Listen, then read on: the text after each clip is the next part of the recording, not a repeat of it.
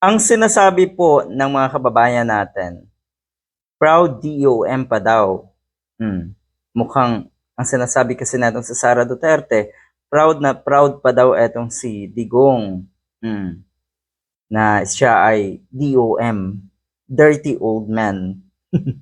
Vice President daw yan, etong si Sara Duterte. Pero ganyan yung kanyang mga kinikwento sa press, yung kanyang mga statement. Ano daw moral lesson ang maibibigay nito? Nito mga ganitong klaseng dada mo, Sara Duterte. Meron pa immoral talaga, ipinagmamalaki mo pa. Hindi na naawa sa sariling ina na winalang hiya ng kanyang tatay dahil sa pambababae. Kulang talaga sa pag-iisip at reasoning daw etong si Inday Lustay. Yan. Yan kasi ay para sa mga diehard, sa mga taga-suporta nila. Yan ay kahanga-hanga. Yan ay isang bagay na pwede nilang gawing katatawanan. That's nonsense. May saya daw talaga etong si Lustay.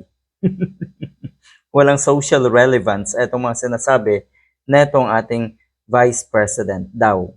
Mahirap tawagin na ating Vice President kasi hindi naman talaga siya um, hindi niya nabigyang buhay, sabihin na natin.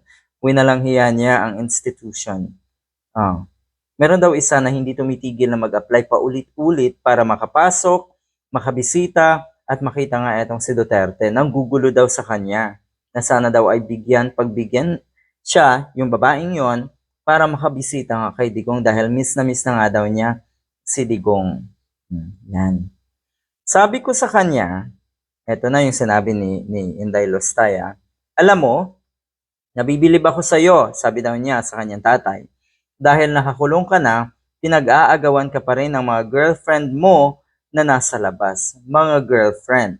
So, tama yung sinabi ng isang netizen na para bang winawalang hiya mo yung sarili mong ina at pinamumukha mo sa publiko, lalo na sa ina mo, na maraming girlfriend etong si Digong. Yan ang totoo.